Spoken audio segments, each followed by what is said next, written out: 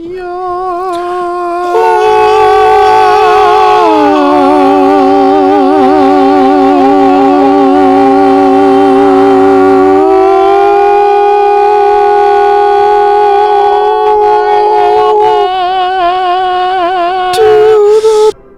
of the Rings. Lord of the Rings. It's been the only sound I've heard through my room is when it gets that high. That's when it reaches that side of the house. You can only hear the high notes. There'll be an occasional like axe hitting something, and then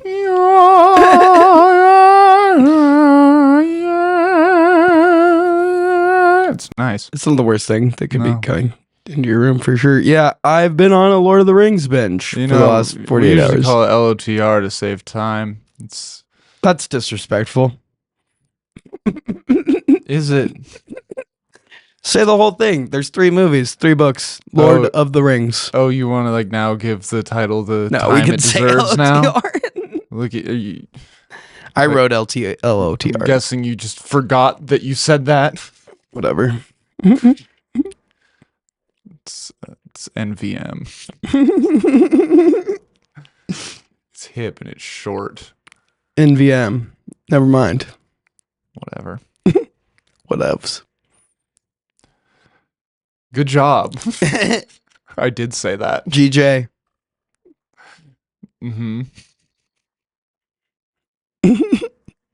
PG. Okay. Pretty good. Sure. Is this still about the gong? Yeah. Yeah. It is. I'm sour that it's not even that if I was funny enough, it's that I'm just too cute for that. Okay. You know what would be really that better be short for something fucking Oh, Kurt. All right. Okay.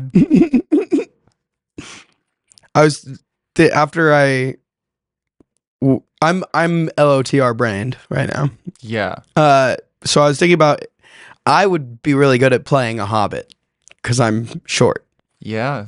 You, however, probably maybe could not play a hobbit. Maybe a really tall hobbit. And then I thought about that and how funny that would be if there was just one really tall hobbit and everyone's like, are you sure he's not like a guy? And they're like, no, look at his feet. And they're just fucking massive. But I still wear like hobbit sized clothes. Yeah. So it's not like... Like, why don't you just sew him longer clothes? And they're like, we don't have the like. We do. He doesn't. He chooses not to wear. You shrink in the wash. I think he's a little delusional. We tell him he's a guy. He's a fucking hobbit. He is a guy. Old fucking Martha or whatever girl hobbit names are. He thinks he's 75, but he's actually 30. I feel like a cane and like. Yeah, that would be me. It's like Buddy the Elf, but in Hobbit. I bring us down a whole octave in a good way. Yeah. What would your Hobbit superpower be? Probably bravery. Bravely. I want to be the one that eats a lot. Because they all seem to do that, but I want to be like the one that eats the most. Yeah. Like Merry and Pippin. Totally. Merry and Pippin are pretty cool. They do seem like a fun hang. Mm-hmm. Maybe a little try hard. Yeah, a little bit. They all kind of are, except for Frodo, who's like the least try of ever anything. I know. It's like they gave the biggest pussy of all the hobbits the goal. And like he just succumbs to the ring so quickly. But then also no backbone. It's way worse when they show fucking Smeagol's origin story in the beginning of the 3rd movie. And he's like fishing with his brother. And his brother like goes into the water and like comes out with the ring and he immediately fucking murders him.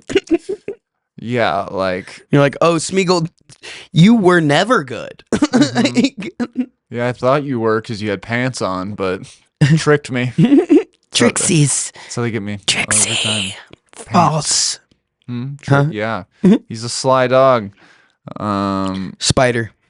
Yeah, and like they'd say like the ring makes you fucking weird, but it's like right away like the people just turn into fucking zombie. Like Frodo just and they all just let him do it.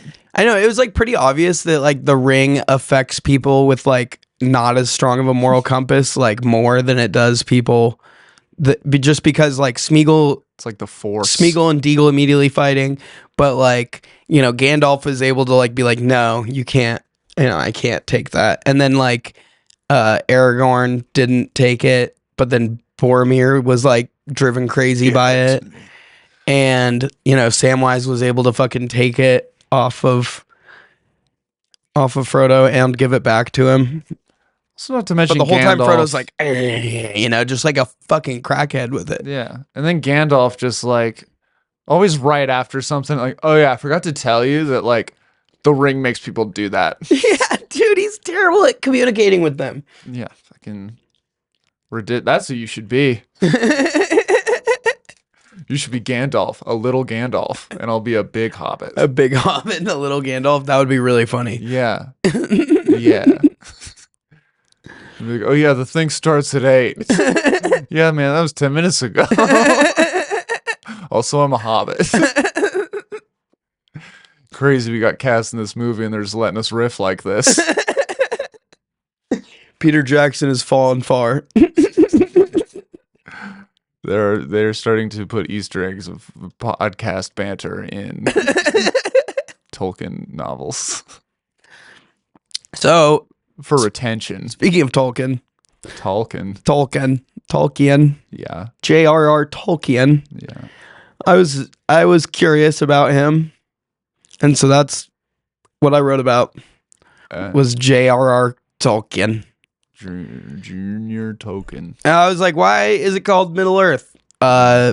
Because it's taken from poems in Norse mythology and Old English, which originally appeared as Midgard, which is from Wikipedia, and this is what Tolkien said. Tolkien's first encounter with the term Midgard, as he stated in a letter, was in an Old English fragment he studied from 1913 to 1914, which reads, Eala Irindel Engla Beortorst Ofer Midgard Monum Sinded, which means another beer at Oktoberfest. Yep. Hail Irindel, brightest of angels, above the Middle Earth, sent unto men. Oh, that's fun. Yeah. It's kind of churchy. Yeah, because it's from Christ One poem by Seinwolf. Christ One? Mm-hmm. The first one? Yeah. Wow. The name Irindel was the inspiration for Tolkien's mariner Irindil, who set sail from the lands of Middle Earth to ask for aid from the angelic powers, the Valar. So the Vlar and the Durkanar, when the Mernaberner, you're telling me went around the Middle Earth, and when you went Flarnard? Not Flarnard yet. Oh, not yet. Okay. I jumped ahead. Yeah. Tolkien's earliest poem about Irindil from 1914, the same year he read the Christ poem, refers to the mid-world's rim. Tolkien considered Midgard to be the abiding place of men, the physical world which man lives out his life and destiny, as opposed to the unseen worlds above and below it, namely heaven and hell. He states that it is my own Mother Earth for place, but in an imaginary past time, not some other planet. He began to use the term Middle Earth in the late 1930s in place of earlier terms Great Lands, Outer Lands, and Hitherlands. The first published appearance of the word Middle Earth in Tolkien's works is in the prologue to The Lord of the Rings. Hobbits had, in fact, lived quietly in Middle Earth for many long years before other folk became aware of them. So is Middle Earth a real place or entirely just a fictional creation by Tolkien? And if it is real and just like a historical telling, where have the dwarves, hobbits, elves, and Ents gone now? Spencer Gifts. Probably. I feel like they'd fit in there pretty well. Employees. Yeah. At least the orcs. Yeah, for sure. Lots of piercings. Gandalf probably went to like Yankee or something. Just like it gets really into candles. Yeah. Yeah, and then Frodo and all of them taking photos at J.C. Penney. Oh yeah, wearing like V-necks and shit. Yeah, turtlenecks, Mhm. yeah, depending on the season. Okay, what about the dwarves? They're probably in the kiosk, like not like in the middle of They're the all mall. at the mall. Yeah. Well, I mean, for the I'm just thinking of which place at the mall they all would be at. Maybe all Okay. the dwarves could be like in the food court. That makes sense. I feel like they're hungry. Yeah, they're just eating. That. Did you know that the dwarf women have beards also? Like in both places? Like they have face beards, and so that's why people often think there are no dwarf women in Middle Earth, but in fact there are. They just also have beards. Do we get to see them in any of the movies? No, but they talk about it. Oh. He's like this. Gimli tells Eowyn like when they're walking to fucking I can't remember Helm's Deep maybe in the second movie. Helm's Deep. Cool drag name. Very cool drag name. Okay. Okay. Ladybeards. Wait, but for real, do their Virginias also have beards? Oh, I would assume so. Okay. It's Middle Ages. I'm Everyone's pubes have beards. just wondering. Yeah. Okay. All right. Okay. Google it. No. It won't be that different from what I've been looking up.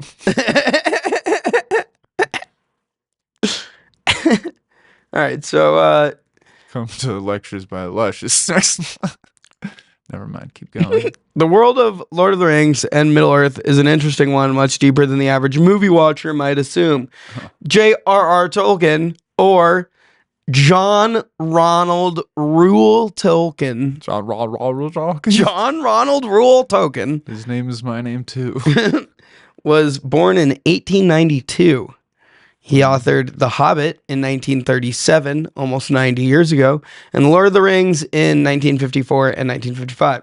From 1925 to 1945, he was the Rawlinson and Bosworth Professor of Anglo-Saxon and a Fellow of Pembroke College at University of Oxford. What does that mean to you? I looked it up, and the Wikipedia for that said was the Rawlinson and Bosworth Professorship of Anglo-Saxon until 1916, known as the Rawlinson Professorship of Anglo-Saxon, is a professional chair at the University of Oxford established by Richard Rawlinson of St. John's College, Oxford, in 1795.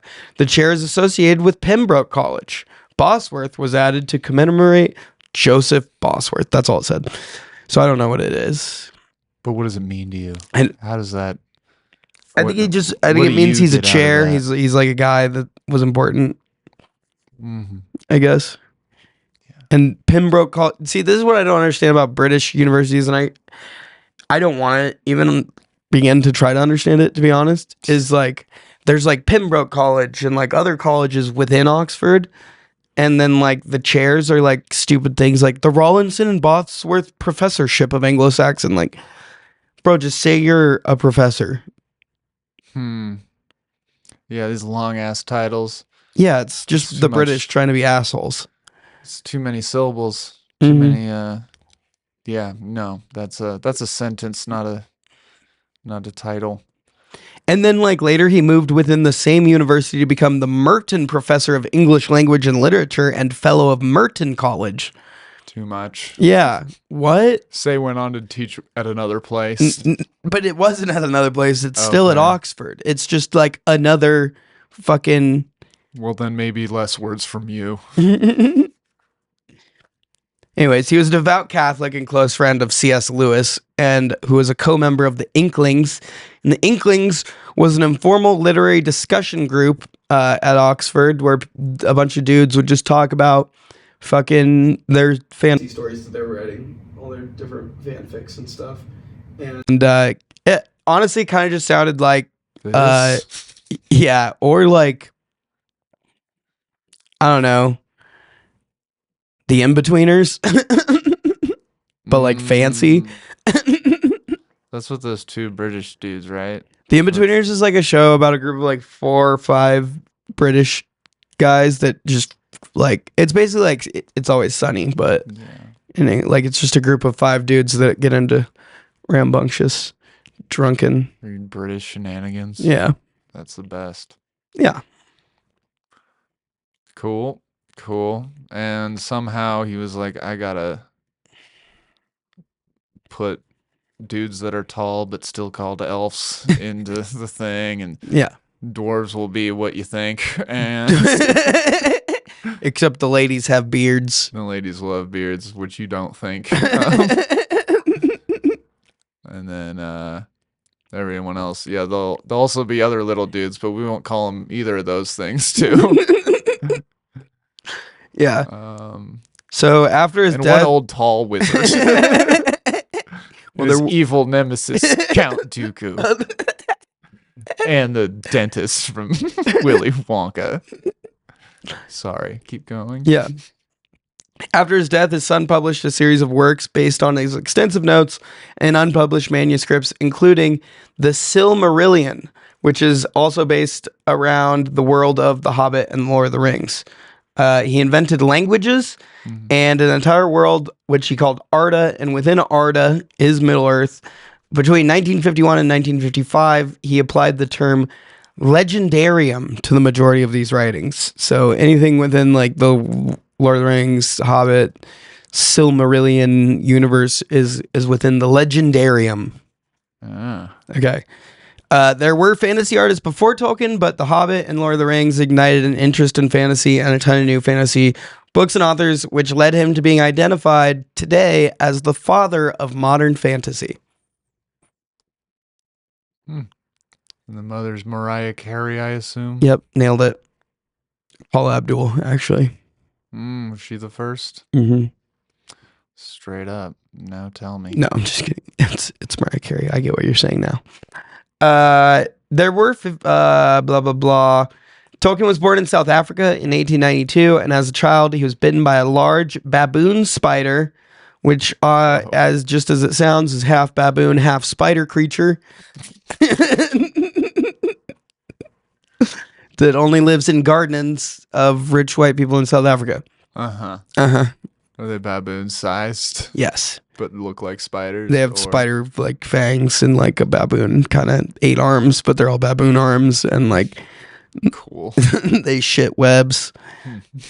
But the webs aren't silk, they're just shit webs. Right. Like they don't string it, they just leave like piles of it. No, it's still strung. It's just shit. Okay. And that's what bit J.R. Tolkien? Yeah, when he was like 2, but he says he doesn't remember it. It's like Spider-Man. But we've all seen Lord of the Rings. There's a giant spider. There is that big one that fucking guts Frodo. Yeah. So, I mean, you know. Maybe he does remember it. Probably. Or he's not over it. Yeah. A lot of things, and by a lot, I mean like 2 things really started from someone getting bit by a spider. And then going on to do things because of that. Is it because of the spider, or are they just like, oh yeah, he also got bit by a spider one time? No, they just said he got bit by a spider. He says he doesn't remember it. Radioactive? But Middle Earth. A couple years later, they were on vacation in England visiting family, and his father was still in South Africa, and his daddy died of rheumatic fever. Rheumatic fever. His daddy died? Yeah, his daddy died. He was like pretty young. So Mabel, his mom, lived with her parents in England until 1900. She got confirmed as a Catholic, and her Baptist family was like, that's fucked up, dude. It's probably a big deal. And so she got completely cut off financially. And in 1904, when J.R.R., or as his family called him, Ronald, was 12, his mom died of acute diabetes when she was 34 because... ugly diabetes. Because 34 is about as old as people with type 1 diabetes will live without treatment, and insulin wasn't invented or discovered until 1921. So in his early teens, he lived in like a fucking boys' house, like a Catholic boys' house. He had like a party. Yeah, he had like all a the time. His guardian was this guy, this preacher guy. Fucking forgot his name. Father Morgan, I think. Anyways, while in his early teens, he invented his first language, or at least encountered his first constructed language called animalic, which was an invention of his cousins Mary and Marjorie Incledon. He was studying Latin and Anglo-Saxon, but their interest in animalic didn't last long. But May, I guess her name was May, my bad, and some others, including Tolkien, invented a new and more complex language called Nevbosh. The next constructed language that he got involved with was called Nefarin, and that one he invented fully himself. Esperanto is also something he learned sometime before 1909, and Esperanto is the most widely spoken constructed auxiliary language. It was created in 1887 as the international language by L.L. Zamenhof and was meant to be a second language for international communication. Wow. Yeah. On June 10th, 1909, he composed the book of Foxrook, which was a 16-page notebook with the earliest example of one of his alphabets were written. And in 1911, while at King Edward's, he had some buddies, Rob Gilson, Jeffrey Bach-Smith, and Christopher Wiseman. They created like a secret society called TCBS, which stands for Tea Club and Barrovian Society, which alluded to their fondness of drinking tea in Barrows stores and secretly in the school libraries. These guys are some real rabble-rousers. Seeking off to drink tea? Tea in the library, yeah. Big no-no. Yeah. Yeah, pretty hardcore stuff. For sure. When he was... Did they speak these languages that they made up? Yeah, for sure. Cool. Yeah. How similar are they to like English? Like, is it just like we O going O to No, O? none of them are like that. They're all like full ass, like Full ass other words. yeah, and like other letters and shit. Okay. Mm-hmm. That's cool. Yeah. When he was 16 in 1907-08, he met Edith Mary Bratt, who was 3 years older than him. Edith and Ronald would frequent the tea shops around town, especially the ones with like balconies, and they would throw lumps of sugar into the hats of people walking past. And when the sugar bowl was empty, they'd move on to the next table and just keep doing it. Dude, they're getting a little too close to the sun. Bad's gonna happen. They were in love by the summer of 1909, but his guardian, Father Morgan, considered it unfortunate that Tolkien was involved with an older and even worse, a fucking Protestant woman. How much older was she? 3 years. Yeah. And Protestant. For sure. There were a bunch of tensions, I guess, and Tolkien notably wrote down that he muffed his exams because of this pressure. But Morgan forbade Tolkien from meeting, talking, or writing Edith until he was 21. And Father Morgan threatened to cut his university career short if he didn't do that. So Tolkien was like, okay, I won't talk to her, I guess, till I'm 21. And on the evening of his 21st birthday, he wrote to Edith, and he declared he had never stopped loving her and asked her to marry him. But she replied that she had already accepted the proposal of a guy named George Field. No. But she only agreed to marry Field because she felt, quote unquote, on the shelf and had doubted that Tolkien still loved her. Well, on January... She was like 25 or something. On January 8th, 1913, Tolkien traveled by train to Cheltenham and met with Edith on the platform. The two walked the countryside and then sat, they fucked, under a railway viaduct on and penis. talked. They fucked some more. By the end of the day, Edith agreed to Tolkien's proposal, and she wrote back and returned George Field's ring. And then she got a bunch of shit because Tolkien was poor and didn't have a job and was just in college, like studying English. And everyone's like, "What you gonna do with your English degree, you stupid fuck?" And he's like, I'll study Old English. I'm a fucking older gal in English. In it. I'm gonna get up in it. In it. And then Edith reluctantly converted to Catholicism. Good job. And they were engaged in 1913, but didn't marry until 1916 because during those years there was something going on that you probably know of. That's right. The war. The Great War. The Great War. Yeah, the First World War. World War One. So in August 1914, Britain enters the World War One, the Great War. And he's like, nah, man, I'm in college. I got to finish this degree. So he elects not to go immediately. And he gets like a lot of fucking guff for that. But he just like, is like, whatever. Raise fuck you your guys. pride for your country.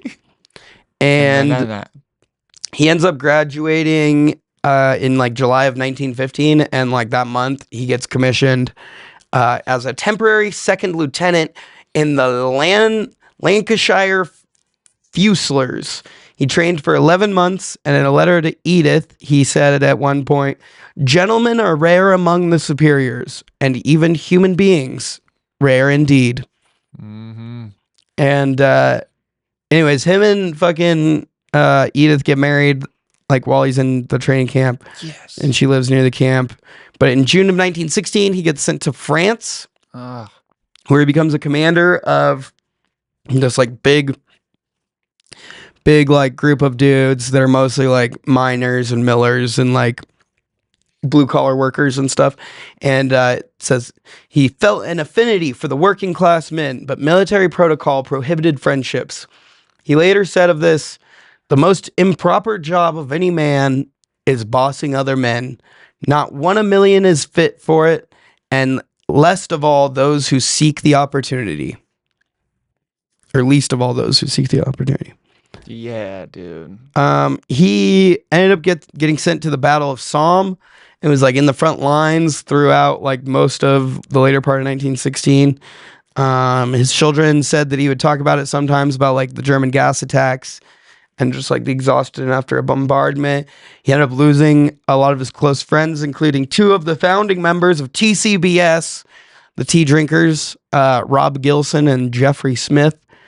Tolkien spent the rest of his years in the war kind of moving from hospital to garrison because he got like emancipated and was always ill, probably from being on the front lines for a year. And at one point he wrote saying that they were being eaten alive by lice and that the ointment that the military gave them was a nice little appetizer for the lice, and they would just feast harder after the application of it.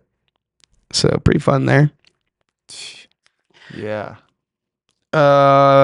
His first civilian job was at Oxford English Dictionary, where he worked on the history and etymology of words of Germanic origins beginning with the letter W, which is very specific of a thing to work on. He was later quoted saying that he found like the history of the word walrus, and it was like really hard, but he was like one of the things he was most proud of. Okay. Right on. But it's like really funny that was just like a job that like you had, back then. Like, hey, we need you to figure out The words. just W. Can you just work on W? What'd you get today? K. Let's see. In 1919, he started tutoring Oxford undergrads privately, and most importantly, those of Lady Margaret Hall and St. Hugh's, because the women colleges were in great need of good teachers, and he was married as an academic, which was uncommon at that time. I guess ladies didn't know that nerds could fuck yet. Revenge of the Nerds obviously hadn't come out, so Creole lady Margaret. And yeah, he was more of a suitable professor because they were afraid a bachelor would fuck too hard at the lady colleges. I mean, valid concern. Honestly. In 1920, he became a reader in English language at University of Leeds, which is like about time he learned to read. But then I found out that reader actually means researcher, and English people are fucking bad at naming shit still. Read, want a job? He was the youngest member of academic staff at Leeds, and while he was there, he produced a Middle English vocabulary and a definitive edition of Sir Gawain and the Green Knight, which is a late 14th century chivalric romance in Middle English alliterative verse.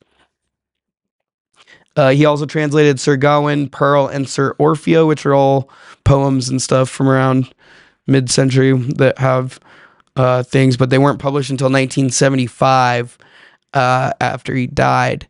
In 1924, he got promoted from a readership to a professorship.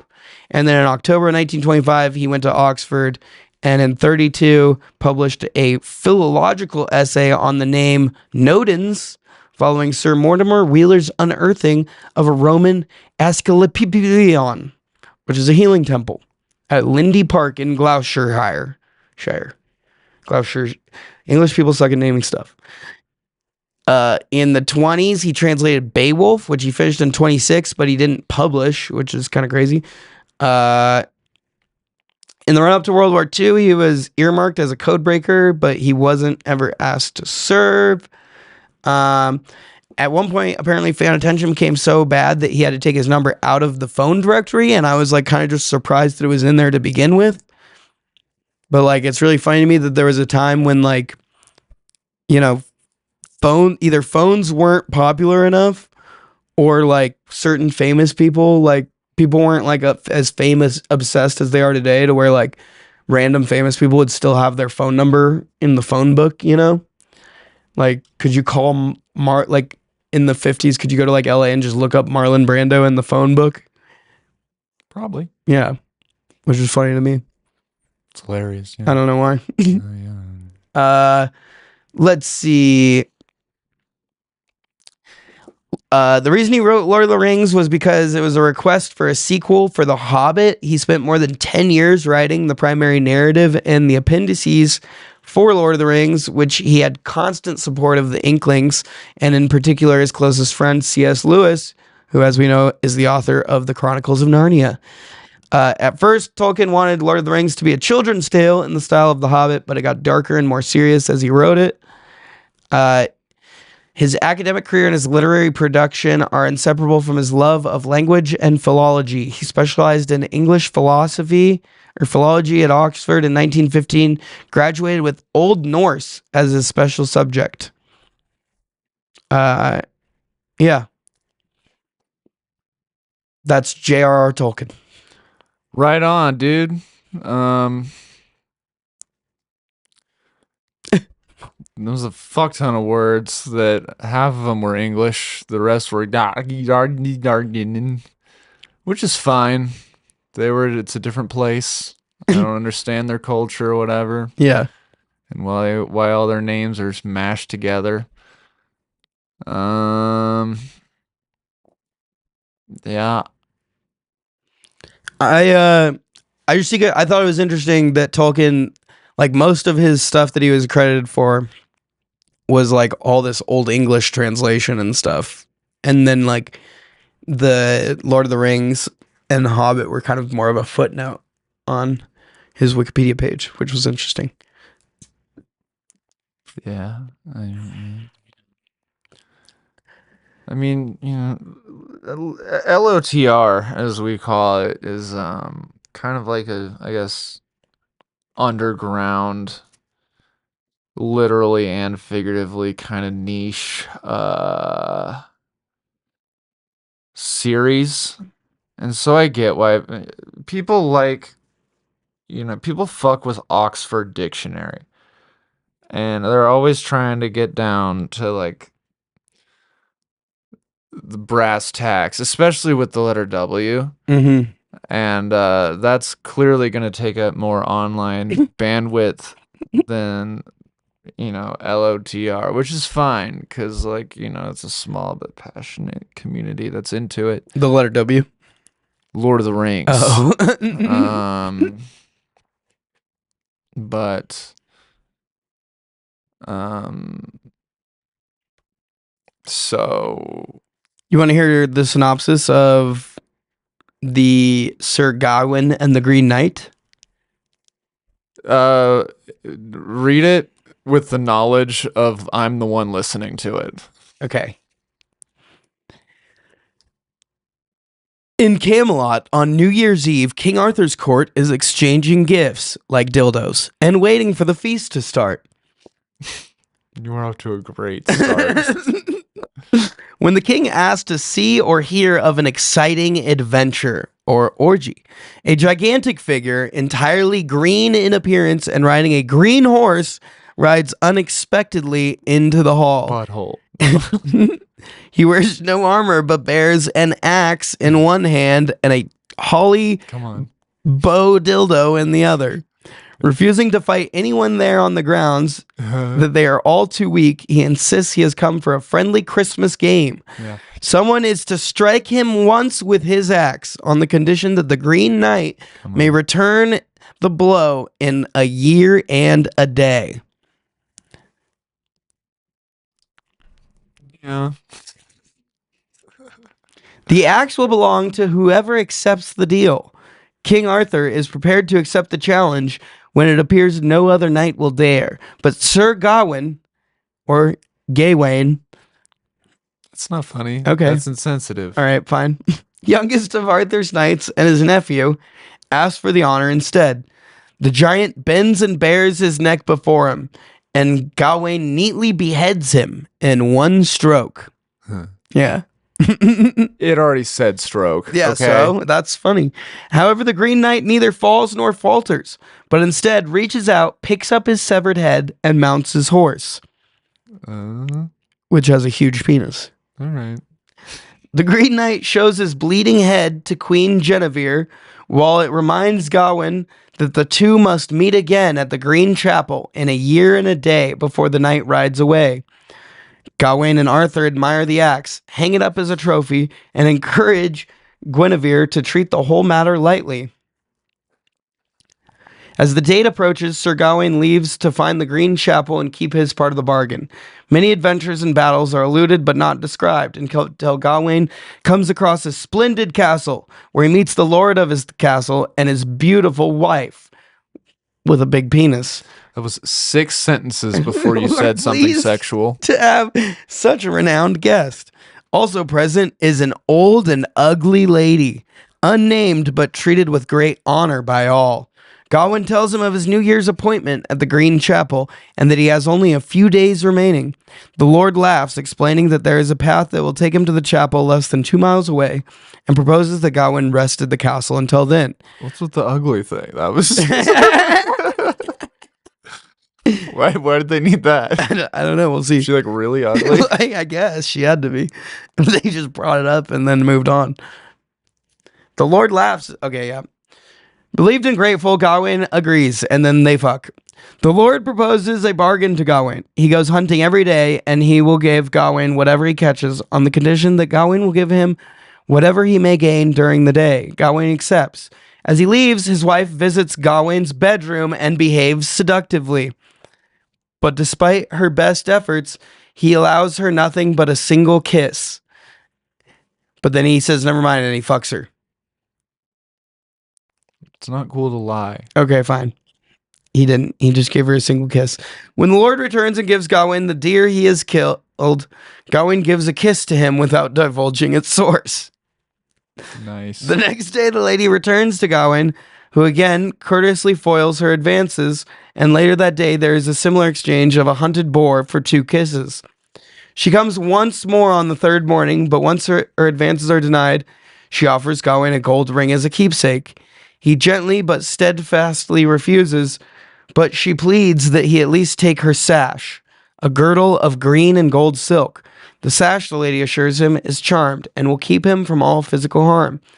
Tempted, as he may otherwise die the next day, Gawain accepts it, and they exchange 3 kisses. The lady has Gawain swear that he will keep the gift secret from her husband. That evening, the Lord returns with a fox, which he exchanges with Gawain for 3 kisses. Gawain does not mention the sash. The next day, Gawain binds the sash around his waist. Outside the Green Chapel, only an earthen mound containing a cavern, he finds the Green Knight sharpening an axe. As promised, Gawain bends his bared neck to receive his blow. At the first swing, Gawain flinches slightly, and the Green Knight belittles him for it. Ashamed of himself, Gawain does not flinch with the second swing, but again, the Green Knight withholds the full force of his blow. The knight accepts he was testing Gawain's nerve. Angrily, Gawain tells him to deliver his blow, and so the knight does, causing only a slight wound on Gawain's neck and ending the game. Gawain seizes his sword, helmet, and shield, but the Green Knight, laughing, reveals himself to be none other than the lord of the castle, Bertolek de Houtdesert. Transformed by magic, he explains that the entire adventure was to trick the unnamed elderly lady. Was a trick of the unnamed elderly lady Gawain saw at the castle, who is the sorceress Morgan Le Fay, Arthur's stepsister, who intended to test Arthur's knights and frighten Guinevere to death.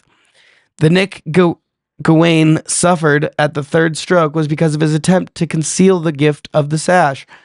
Gawain is ashamed to have behaved deceitfully, but the Green Knight laughs and pronounces him the most blameless knight in all the land. The two part on cordial terms.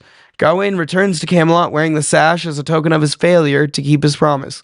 The Knights of the Round Table absolve him of the blame and decide that henceforth each will wear a green sash in recognition of Gawain's adventure and as a reminder to be honest.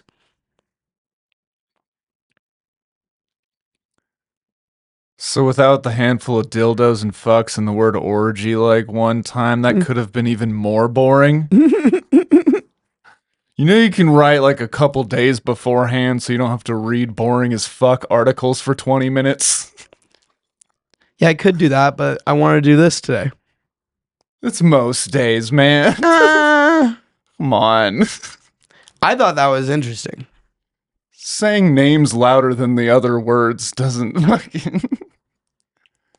I thought that was actually really interesting. I We didn't know that thrown story. up a link and said click on it.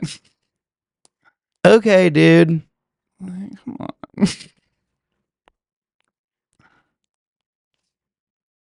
Couldn't have put a little bit of something into it. Why does everything have to be fucking and sucking? And why can't I do like a historical thing I don't on make J.R.R. Tolkien That's and like not- talk about his life without... Because I want to hear it from like your brain, not like a last minute, oh, here's an article that'll fill 15 minutes.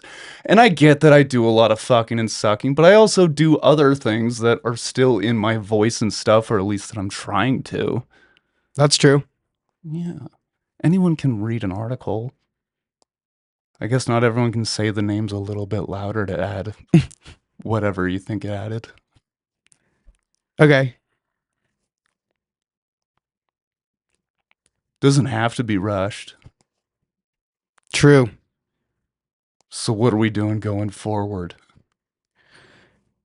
We won't rush him. By doing what? Writing it earlier. Because It's better. you want to. Oh, yeah. Because I want to. Yeah. Because you also value my time a little bit. That's true. Starting now. Yes. Moving forward. Yeah.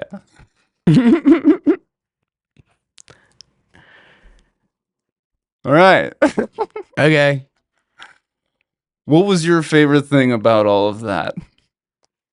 I liked reading that story just now about Sir Gawain and how he fought the Green Knight, and it was all just a test of King Arthur's things, and how that's like a thing that J.R.R. Tolkien translated. And I don't know, that he like invented a bunch of languages. Also that there was a language that was invented just randomly in the late 1800s that like a bunch of people learned for like no reason, I guess, because they wanted it to be like a international.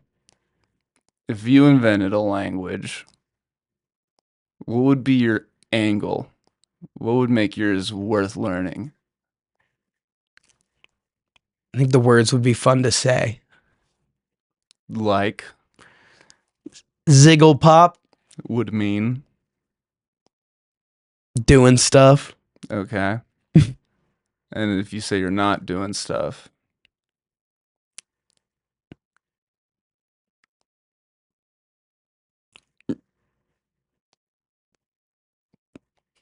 Zibbity bop, Okay.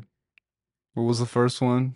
ziggle pop, Okay. And the second one? zibbity bop, And one means doing stuff, and the other. not doing stuff. How do you say hello? Zeep. Do they all start with Z? Yeah, Okay. it's the funnest letter. Right. Yeah. But there's also other letters that aren't like the same as the English Z. letters. Oh, so you just got some like You got to figure that out. Based on the sound, you just got to like envision what the letter looks like every time. and you can't use the normal letters we already have for that. Mm-mm. Okay. You just gotta go like shapes. Like, and I can't put a B, an L, or an no. O. It does sound like whatever shape, if whatever shape is, it wouldn't have right angles in it. No, definitely It'd be not. a very lot of rounded characters. Yeah, it probably is like really swirly and Kind of. I think of goopy? a cloud yeah. shape, Mm-hmm. or perhaps the silhouette of a shit. Yeah.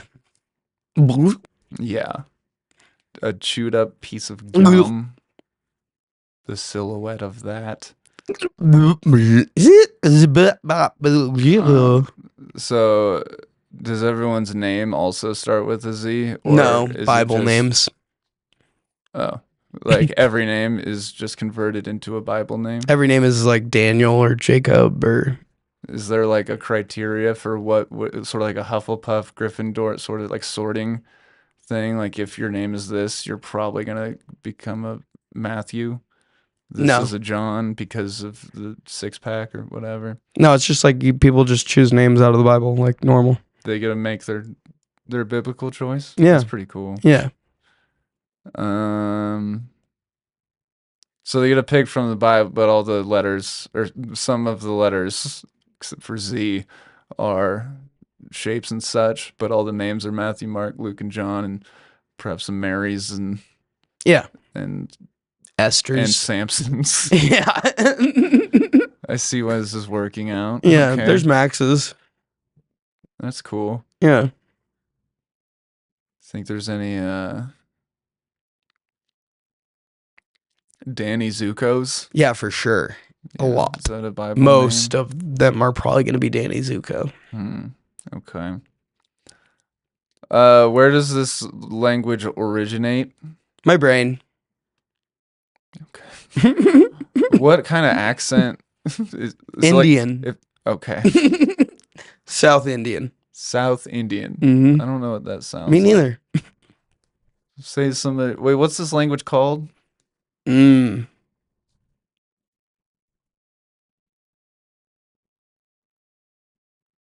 Hmm.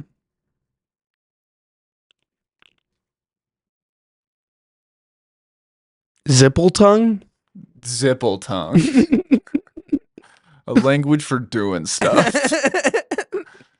What were doing stuff and not doing stuff? Ooh. Zipple pop? I thought it was Zibble pop. Zibble. And Zibble. Sure. So how would you say like I fell down the stairs? Chicka bop bop be doo bop. Zip zip zip zip zip zip bop bop bop bop bop bop bop bop bop bop bop stairs. Some words just no translation. Yeah, they didn't originate from. It's like Spanish, you know how they say ambulance. Yeah, the the originators of the language, who would have thought they didn't think it all through? We didn't get it all. Some things came after the language, you know? We got doing stuff, not doing stuff, and then some other shit. Figure it out. No letters. Except Mostly for vibes. the only language that you can understand if your vibes are like synced up. Exactly. So is it more so you just kind of the other person's like and then you're like and then you just kind of like point at a bar and they're like, yeah, okay, cool, we're on the same page here. No. Okay, you don't have to say it like I could have known. I only speak English. Yeah, well, yeah, someone that doesn't speak any other languages wouldn't understand, that there's like you just put yourself in that mind. It's a lot like speaking in tongues, honestly. Yeah, I don't do that either. You just like, channel it. Channel Have you heard of channeling? it. It's like this. It's like this scam that people would do in the 70s, where they'd be like, "I am channeling." Like there was this one lady that was really famous for doing it, and she would channel Ramtha, which was like a 30,000-year-old fucking soldier or whatever, and she would go on talk shows and stuff, and she would pretend to be talking as Ramtha. She would tell stories and shit, and then, she got exposed for being a scammer For not because all these people were talking to Ramtha. Yeah, yeah. Ramtha. But she made like $1 bajillion before she got like exposed and stuff. But yeah, that's kind of how this language is. You just kind of like gotta channel it, Mm-hmm. Same thing as speaking in tongues. So you just like channel fake it. Yeah, exactly. That's Yeah. Okay. Just lie about it enough till it becomes real to you. Yeah, and then like if you and I are just like zip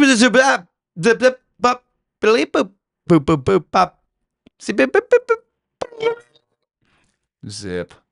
and then someone's like, "What are you guys talking about?" And we're like, just the economic factors of the world or whatever, and like people are like, money, the factor of the economic world. and then they're like, "Yeah, okay." It's an important factor.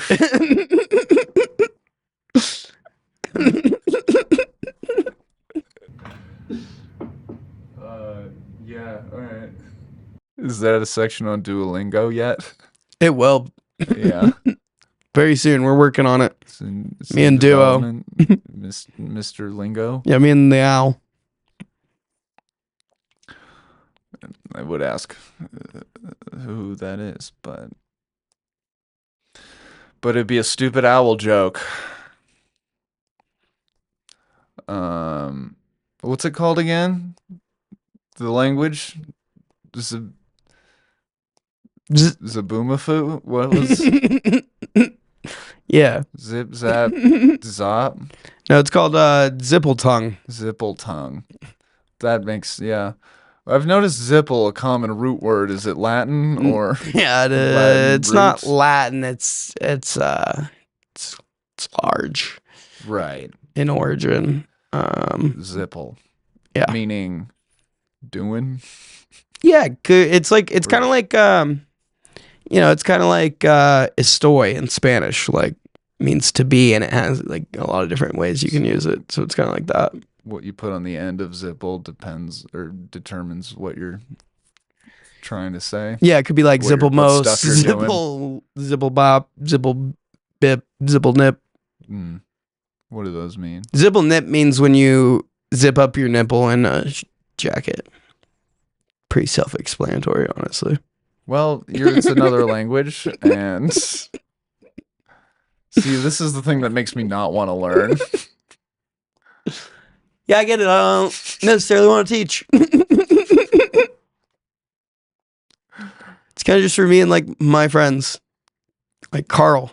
Like Carl? Yeah. Carl is fluent in zipple. Yeah, he's sitting right here. Uh-huh. Been on the podcast the whole time. Right. What is this?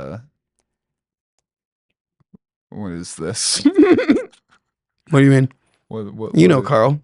I don't know Carl. Carl sits in every day. He's my brother. Okay. Went to prison, Canada. Yeah. For smuggling. Maybe read an improv article next. Okay, man. Sorry, you don't know my brother Carl, who's sitting right here. Yeah. Yeah, he looks great, and and he's I guess. real. He is I'm not huge on the vertical crop top. I've never seen that before. I guess I respect the going for it sort of thing, but it just looks like an inconvenience to The wear. nipples being out? Well, just the cropping a shirt vertically just seems hard to wear, and I could see that he keeps pulling it back up onto his shoulder, and it's like, yeah, because you cut it in half. The only reason I know it's his going for a vertical crop top is because he wrote it in Sharpie on the shirt. Yeah, Um, that's a good point, Carl. Also, it doesn't help that you don't have a left arm. well, I mean, I guess that would make sense as to why he would crop it vertically then, because, what do you need a sleeve on that side for? Yeah, but he put But, the sleeve on that side. well, It's not it. okay. Welp, I can't continue the bit then. Because in my mind, I established it on, Oh, on the other side. but I guess it just isn't like that. Warring minds. Now I don't know how to go back in time. Oh. But did Carl? What does he think about literally anything? He thinks the earth is flat, which is kind of a bummer. But I mean, Or is it just it's weird? family, so Yeah, yeah, it's a little weird. Especially when you're like a pilot, you know. he's a pilot. Well, he A was. one-armed flat Earth pilot. Yeah, he was before the whole Canada thing, and he got his arm ripped off by a moose. Um, is it like he was in Canada, middle arm ripped off by a moose, and we don't really know what happened, or was he provoking the moose? Like, obviously, it's no excuse to just be like, look what he was wearing, but like, what was he doing to get the moose to bite his arm He was off? trying to fuck the moose. Trying Okay. to fuck the moose in the mouth? What? Yeah. Okay. And it just nabbed his arm. No, actually, it was the antlers. Yeah, it was the antlers that got his arm. Oh, Because he was like trying to hold the moose. You're trying to hold the. He was trying to hold the moose, and the moose ran, and his arm got pinched, and then he had 127 hours his arm. Right? Yeah. He was on a moose for 127 hours before his arm fell off. Yeah, Or he fell off. Of his Well, arm. it was stuck Yeah, in like a tree. not the antler. The antler was stuck in a tree, arm pinched. Oh, and the Had antler to- just popped off of the and moose. so he had to bite off his He bit it off. arm. Yeah, that's why it's such a bad cut. Sure. Yeah. Uh-huh. What does he do now? Cyber sales? Mm-hmm. That's, seems safe. I feel like, again, two hands would be helpful for the typing thing. But I guess, fashion's not in the wheelhouse either. So, Works from home, probably. Right? Yeah. yeah. Do all of his like trays and oven pans and stuff have like a handle on one side? But not the other? No, because that would be expensive to get all custom kitchenware, probably. Well, yeah, it's also expensive to deal with fixing the arm you just bit off, but you have to adapt. What if money's not an issue? Is money an issue for Carl? Yeah. Okay. I didn't know that. That's why I'm asking these questions. It's okay, sorry. Been through a lot with him, so Okay. I get a little defensive. What have you been through? What did you guys do He last? colored the walls of my house when I was 5. He would honestly, anytime I got in trouble as a kid, it was actually him. My parents just would never believe me. It's super annoying. They're always like, "You don't have an older brother named Carl," and I'm like, "He's right there." But yeah, one time we broke out of prison in Canada. Another Canada story, huh? Well, this is Same Canada. yeah, Time? same time. After he bit off his arm, Mm-hmm. he got in trouble for the whole trying to bang the moose thing, and so they threw him in Canada prison, which, as you know, super easy to break out of because all the guards are super high on maple syrup the whole time, and watching hockey porn. Hockey porn. Yeah, Cool. the goalie just lets them score. There's not even a goalpost, but everyone scores. His name's penalty. Everyone comes in the penalty box. It's true. So they were watching that, and we went in with some beavers because the prison's made of wood. Silent chainsaws. Sure. Got it right out of there. And now we're here. Wow. Yeah. I didn't know if that was you telling that or if it was Ronald Reagan, Ronald Nixon Tolkien, because I felt like I was in Canada. I felt like you were the moose that bit off Carl's arm. No, Carl bit off his arm. Whoops. Oopsie daisy. It's okay. So yeah, you should definitely write a fantasy, like, other word for fantasy book in some sort. Maybe Carl's arm origin moose adventure, antler, volumes, collection. Oh. You could yeah, there's just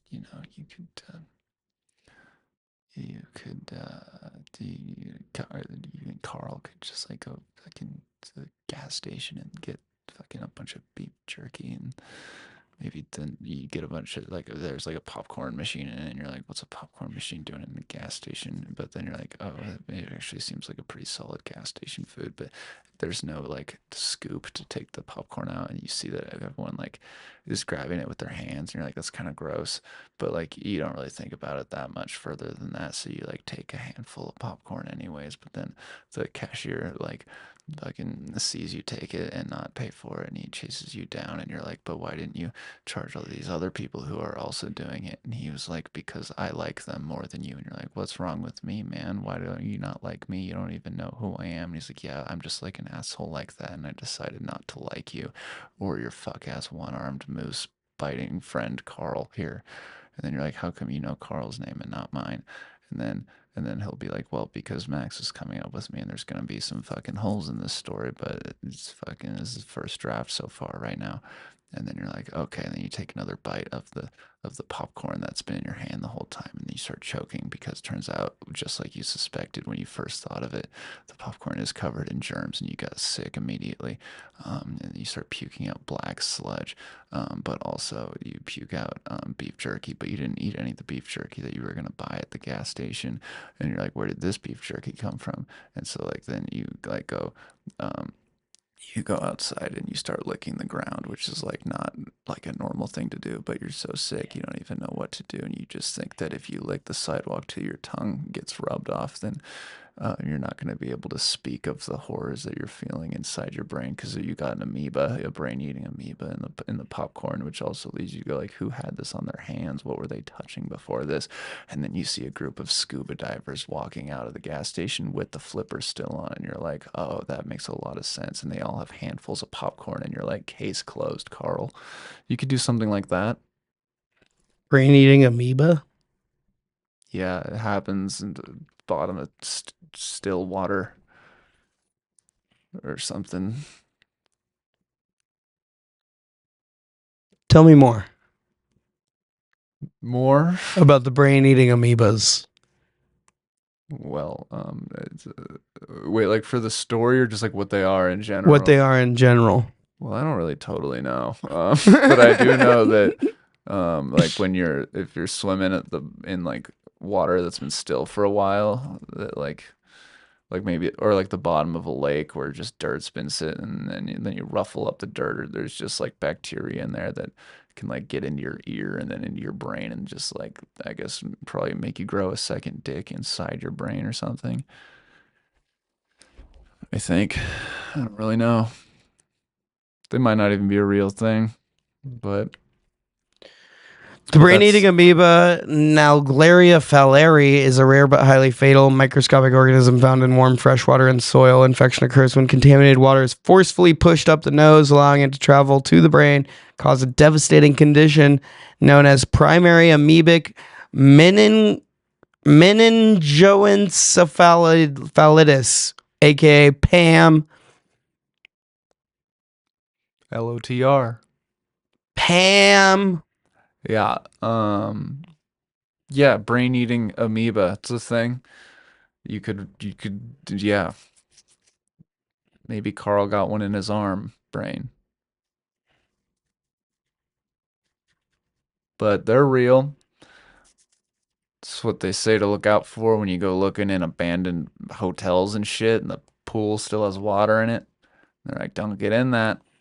Commonly found in warm freshwater environments such as lake, rivers, hot springs, and poorly chlorinated swimming pools. Yeah, it'll eat out your brain's vagina. Well, now I think I have this, so that's awesome. You think you have a brain-eating amoeba? Yeah, for sure. Right now? Yep. Symptoms of brain-eating amoeba I think Whippets infection. help with that. Typically, that would make sense. It gets rid of all its food. What you should do.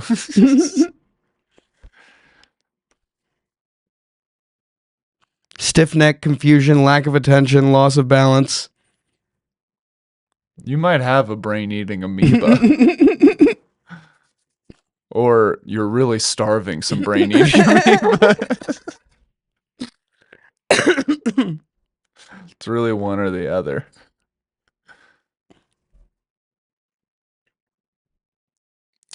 Survival is incredibly rare. Survival is rare. A fatality rate over 97%. That's not good. No. I mean, good for the Amoeba. dying, like guaranteeing that you'll probably die, if that's the goal. But so yeah, brain eating amoebas, Lord of the Rings, Carl, Canada. Enya or something. Liv Tyler.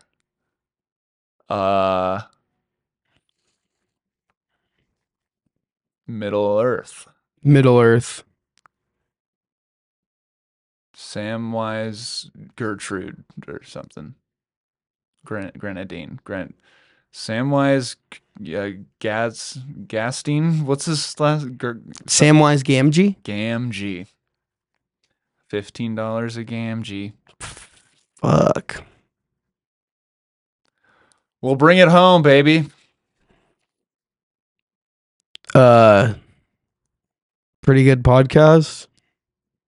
Yeah. Bring it home. Uh-huh. Okay. Like right now? I mean, if I guess unless you got more, but I don't know.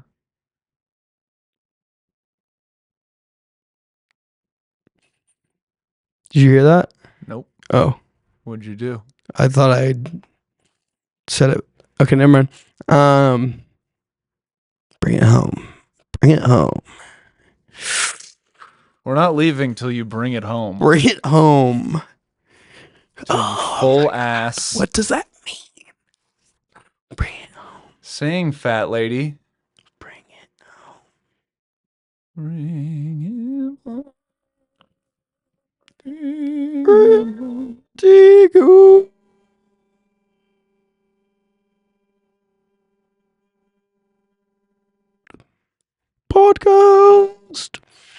This has been the Pretty Good Podcast. Is a parking lot technically a cast iron? If it's hot enough, Yes. right? Cast iron pan? Yeah. It's a bunch of metal and shit. Is it? It's little minerals and whatnot. I'm sure there's iron in a parking lot. I guess so. Rocks. I've seen people cook eggs on sidewalks. Is a parking lot technically a big ass cast iron? That would be a lot of oil to season. Yeah. Yeah. Do you think we could cook the world's biggest pancake in a parking lot? Mm-hmm. Yeah, I do. I just yeah, I don't know. Just one of the sick, twisted, fucking crazy thoughts in my brain. What if we made a giant cast iron pot and put it like in Death Valley and then just like, do you think like animals would like, if we like put like some oil in it, do you think like animals would like go to it thinking it's like water and then they like get in it and just like cook and then we could just go like retrieve fried whatever? How big a cast iron are we talking? I'm talking like a square mile. Okay. And we have to get it to there, or I assume make it there. I guess we would have to make it there probably. And then we'll just let it sit. Or we'd assemble it, like we make pieces and like assemble it. And then yeah, you fill it with oil and it just sits out there. And the oil boils. So we're also going to have to get a square mile of oil. Yeah. Or enough oil to cover it. Volumetrically, probably square mile by like 5 feet. Okay. And then the deer and stuff. Probably rats and raccoons. And coyotes will think it is water. Well, we'll throw like some in there maybe at first. Some to, like, water get in us there? some smell going. Oh, some like dead things? Oh, yeah, like some chickens and stuff and like get it smell like fried chicken and then like all the animals will start coming. So we'll cook the chicken in there for the coyotes and trash animals to come yeah, eat. and the vultures, yeah, and then they'll come in. And we will eat those. Yes. Okay. Yeah. I think you're onto something. Mhm. I guess the only bummer is like it will be very big and it is hot there. There's a bunch of stuff in the tar pits, so why wouldn't they go to the oil pan? Yeah, true. I just feel like at night we might need like a flame underneath it to keep the heat going. Like it'll probably hold the heat for a while, but it's also going to be long and thin. And it also might not. And it's going to take even longer to like heat back up in the morning. And so we're going to need some more apparatus. The point is going to be expensive, but I think we can get most of what we need at the Boise Co-op. Okay. Yeah. Cool. Maybe one quick stop at It's going to be Swig. expensive at the co-op. Yeah. Yeah, it's going to be. But we're also going to have to stop at Swig. Swig? Yeah, the soda The place soda that place? Mormons like. Yeah, why? Wanna? Okay. I could do that. Okay. Sounds good. You can come if you want to.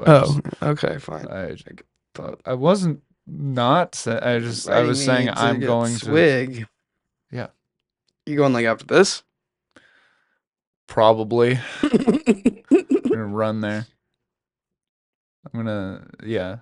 Do we have one here? Yes. Oh. Do you not go to Swig, dude? The designer soda. I can't say I've drive-through? been to Swig because whenever I want a designer soda, I just get it from like Fancy Freeze or something. Because they also do that. They've been doing that for like a long time. That's blasphemy, dude. To compare Swig to Fancy Freeze, knowing I've never been to either of those. You have most definitely been to Fancy Freeze. I haven't. There's literally no way. There's a way. No. Okay. You can't have lived here for 10 years and not have gone to Fancy Freeze. I haven't been to Fancy Freeze. I haven't been to Freddy's either. Freddy's and Fancy Freeze are not the same. Okay, well, neither are Swig and Fancy Freeze. I know. Okay. But that's because Fancy Freeze has more and it's better. And milkshakes and burgers. We're not talking about milkshakes and burgers. We're talking about designer fucking sodas. Yeah, but they had need to make a giant cast iron. Okay. Fine. Go to Swig. You don't have to go to Swig. Well, we You need can to go- for the you can cast go- iron, obviously. You can go to Fancy Freeze if you'd like. Really? I'm just saying, for the cast iron project, it is imperative that I at least go to Swig after the co-op. Fine. That's just how it has to be to make it. Why are you shaking your head? I just don't get it, man. It's just how you fucking make a cast iron. I gotta go to Swig. You don't have to, or you can. Why do you need to go to Swig for the cast? To make the cast iron. Dude, What? we're talking in circles here. What is so hard to understand? We go to the co-op. We pick up the most expensive fucking celery stalk they have, and perhaps some newspapers and those little gardening booklets and a bag of flower seeds. And then we go to Swig, and then we go to Death Valley. Or Fancy Freeze on the way if you also want to do that. I really don't know how to explain it any clearer. So you don't need a soda. Huh? What? We need to go to Swig, dude, to make the cast iron to trap the animals in. Okay. Fine. That's like, we gotta go dig a hole. Do you want to stop at the shovel store on the way there? No. Why not, dude? Like, we need to go to Swig to go to Death Valley to make this cast iron. It just doesn't make any sense not to. I feel like I'm losing you. Is there something that's like confusing? Is Or that there I'm- what's in the Swig soda that helps with the cast iron? I'm not getting soda. Ew, dude. I don't drink that unless it's like mixed with like alcohol or something. But like, I'm not picky about soda. I don't drink that shit. Okay, so then what? Wait, then why are we going to Swig? For the cast iron. But how come it needs soda? I just said we're not getting soda. Oh my god, what are we getting? We're getting shit to make the cast iron, dude. They sell that at Swig? Iron And ore? the co-op. Yeah, okay. It's mostly the employees we're after. Oh. We're gonna need a lot of hands. And those gacked up sugary fiends are just itching to do some heavy lifting. Good workers. It's true. Yeah. Everybody knows the Mormons built the pyramids. What? Swig wasn't around back then. It wasn't? No. Are you sure? Yeah, it came out Why last... are they all drinking like little soda cups with straws That's in the Fizz. petroglyph? Oh. That's the other brand. Oh. I think that's the first one that came out. Okay. Yeah, native to, I think, Salt Lake or something. But Yeah. but like Swig is like one of... They do just fine, but it's just a different company. Okay. You got to look at the logo. Yeah, for sure. There's also So Delicious. That's so clever. Like soda and delicious, but together. Yeah, Wow. it is like that. I wonder what genius came up with that. Probably someone who knows how to make a fucking cast iron, I would think. I would assume they have all the stuff. So I guess you can be in charge of getting the bait chickens Okay. and the oil. Do you want anything from Swig? Like, I'm not gonna Yeah, I if want a you want Scotch soda. A Scotch soda? Like butterscotch? Yeah. Like, okay. Kind of gross, but It's fucking amazing. all right, well, I don't know why you would poison yourself. Tastes like how sarsaparilla looks in the cartoons. Who's sarsaparilla? I don't know. I just see bottles with it on there in cartoons, and they drink it. Bottles that say sarsaparilla? Yeah, and like Old cartoons, all the cowboy ones, they're drinking sarsaparilla. See, sarsaparilla drink. Oh, it's like the bottles with the three X's over it, or oh, it's an actual. That's cool. Carbonated soft drink originally made from the extract of the Smilax ornata vine. Famous for its role in Old West lore, it offers a sweet botanical flavor with a sharp wintergreen-like bite, closely related to root beer, Uh, but retains a unique herbal profile. So maybe more like ginger beer, I guess. sarsaparilla. Yeah, we'll you can get we'll get you a Scotch soda. Scotch soda, A Scotch. I think it might be sarsaparilla. Scotch and soda. Uh, maybe. I don't know. But yeah, I'll get that. Some employees, and I guess some asphalt because we pretty much just need to make a parking lot.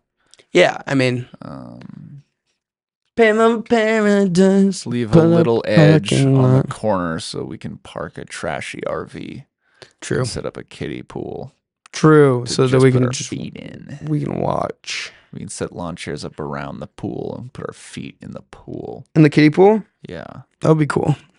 yeah, it would. And that's fucking. And that's on LOTR period. Did you hear that Kendrick Lamar and Trey Parker and Matt Stone are doing working on something. yeah, it's like coming out later this year? Yeah. I don't know what it is though.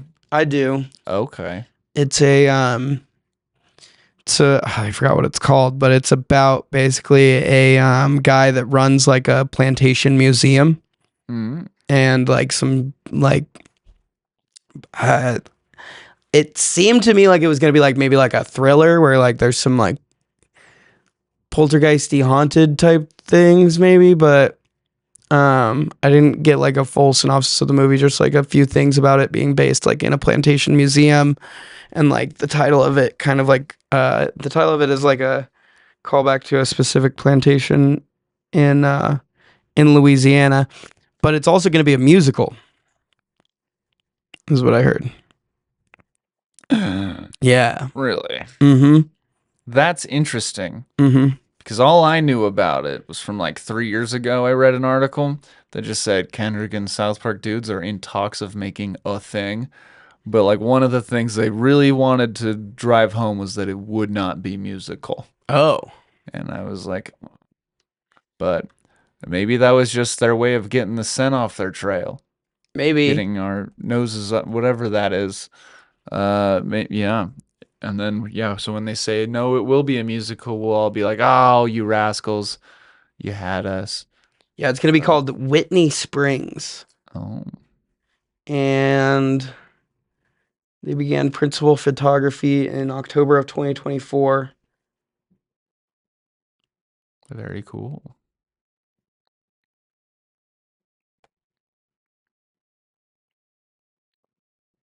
The film will depict the past and present coming to a head when a young black man who is interning as a slave reenactor at a living history museum discovers that his white girlfriend's ancestors once owned his.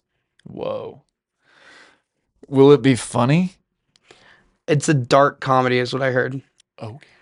The film was announced by Deadline Hollywood in 2022. Chapman penned the screenplay with Brian Robbins, President and Chief Executive Officer of Paramount, called one of the funniest and most original scripts he has ever read. Right on. We'll probably watch it then and stuff. It was originally scheduled to be released July 4th, 2025, Shit. but was delayed to March 20th, 2026 in November of 2025. But now it is delayed indefinitely. In March 2025, sources report that the film was titled Whitney Springs and would be released on Paramount Plus instead of theaters. It was later debunked, but a feature film marketing opportunity webpage officially affiliated with Paramount Pictures confirmed the title and listed musical as one of the genres. I'll be damned. So it is going to theaters at some point. Whitney Springs. Very cool.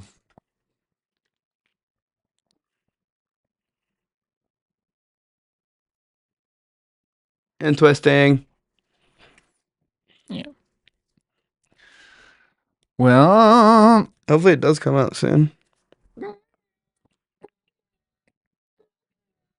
that'd be cool. Yeah. Is there a?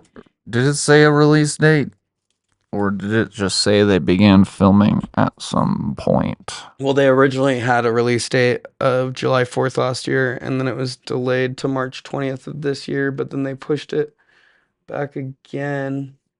Mm.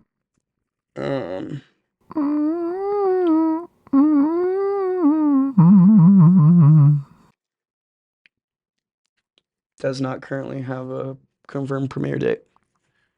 Fuck. That means there's still time to get cast. I'm wondering if they're going to try to Iron. shelf it. I mean, tale as old as time, really. Great movie gets made, company shelves it forever, then destroys the masters because it's a tax write-off. Yeah, that's what I did when I wrote Star Wars. Now look at it. Exactly. Keeps happening. Over and over again. I wrote LOTR. And the Odyssey? And the Odyssey. Yeah, I wrote that. And then I shelved it to save $3,000 in my taxes. Nice. It's pretty good. It is. Yep, gave it to some sucker. And now Christopher Nolan is making it into a thing. Of course he is. It's always Christopher Nolan. And if it's not him, it's George Lucas. Bastards. You know, I'm just happy to, like, I guess, help out, like, an underground artist or whatever. You know, it's not, For I don't really sure. need it that much. It's not that big a deal. I think I need, like, less money, honestly. Trying to get, down to zero. Nice. Yeah. So.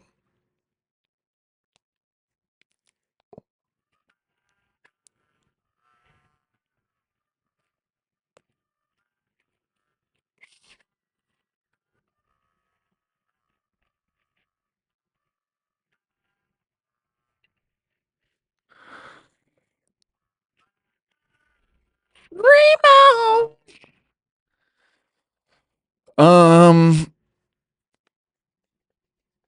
Save it, Max. You can do this.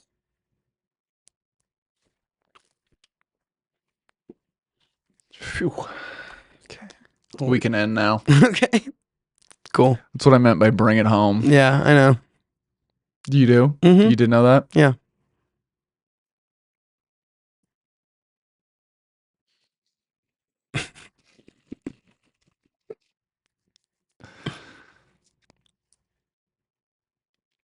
Your bathroom's about to be out of bleach.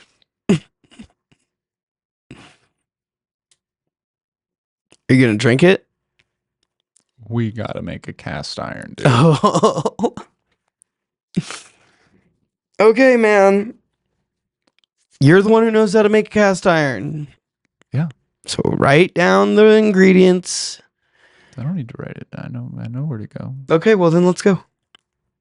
Do you want to come or are you going to Fancy Freeze? I'm going to Fancy Freeze. Well then, you see what I gotta get oil. Okay, good. Why are you saying it like? Yeah. Okay. Yeah, Good. for the cast iron. Good job. Yeah. God. You don't get to fucking. You don't get to be exhausted. Why? I watched the Lord of the Rings trilogy this weekend. That's so tiring. It's an emotional toll telling Frodo he's retarded all the time. Yeah, I guess. That's okay. We gotta cast iron. Cast iron. Who are we gonna cast for cast iron? I was thinking Robert De Niro. It's a good one. I could send you his audition tapes that he sent in. Mm-hmm. They're pretty solid. Robert Pattinson's was good too. Like they both do it very different. It's just kind of we just got to see what works with. What about Hemsworth? He did like this accent that I don't know if we should really. I honestly I deleted the email like 2 seconds in. Really? Very poor taste. Should we release it publicly? No. For money? No, he was just doing like a really bad like South Indian zipple tongue kind of thing. Yeah, it'll happen. And that was the best of us. It sounded I don't know. Yeah, but there are other choices, but those were the two big ones. Was Ghost of Pattinson Jack Nicholson? Did he he submit? alive? Oh, is he? I'm pretty sure. I'd rather have his ghost. Well, I guess we could put out a casting call for it. Just if he happens to.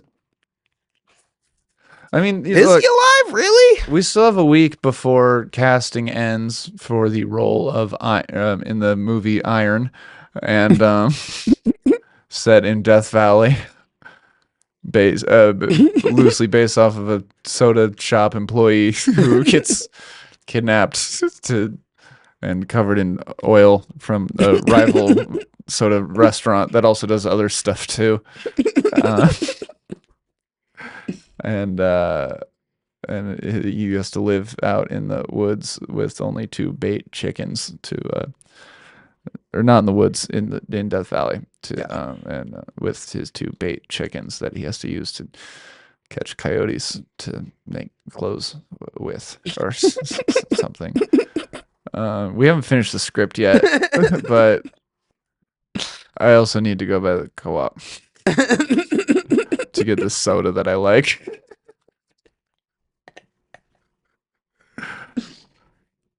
Okay, I'm done talking. Okay. Now, can we? I don't have anything else to add for now. Wait, you want me to bring it home or something? Do you know how to? The pen is right there. I guess. Why would you? Ow, dude. Fuck you. What? This is over.